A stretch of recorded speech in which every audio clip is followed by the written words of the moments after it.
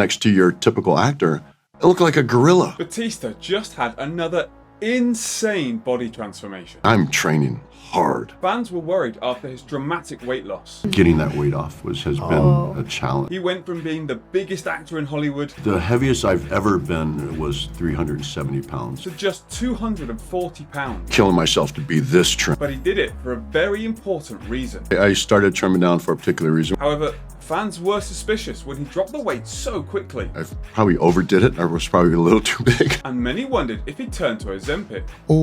They said he's still 240 pounds. What? But Big Dave did it the hard way. My calories are pretty restricted. However, now he's definitely getting bigger. I had a very short period of time to put this weight on. And it might be because of his next co-star, who's also known for their incredible physique and has famously gotten too big before. So he just had kind of the one big oval ab, like a sexy loaf of bread. But who is it? And what's the workout that got Batista so jacked? In this week's episode, we're talking about the man, the legend, Big Dave Bautista. He famously slimmed right down, but now he's all the way back. And this is apparently how he did it. Bautista used a 6-day-a-week bodybuilding program, repeating the same 3 workouts twice a week. Monday and Friday is shoulders and back, with a mix of compound and isolation exercises to build strength and size.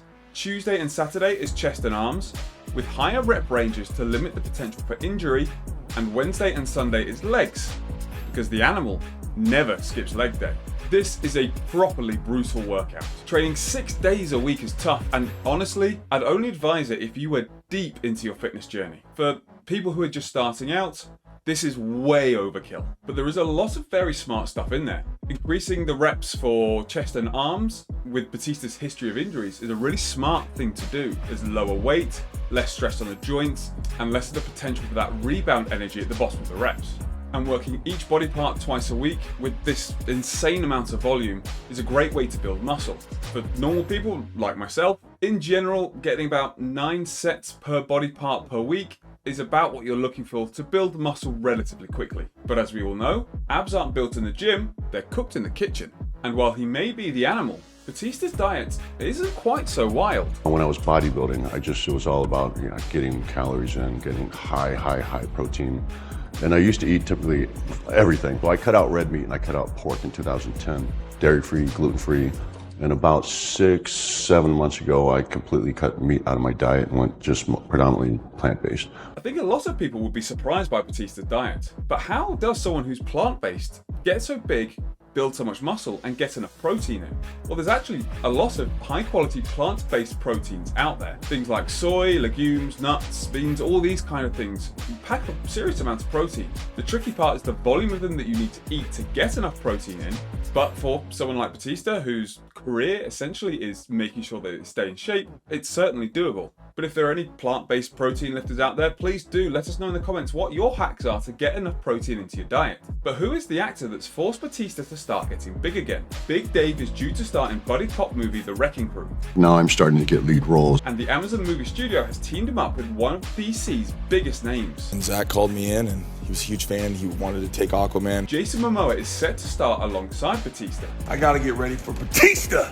Momoa was famous for his incredible rig in both Game of Thrones and Aquaman. I'm really good at just working hard and doing what I need to do. But has also been known to let himself go from time to time. Supposedly a little over in the pound. Mainly because of how much he hates lifting. I don't enjoy lifting. I don't like going into a gym.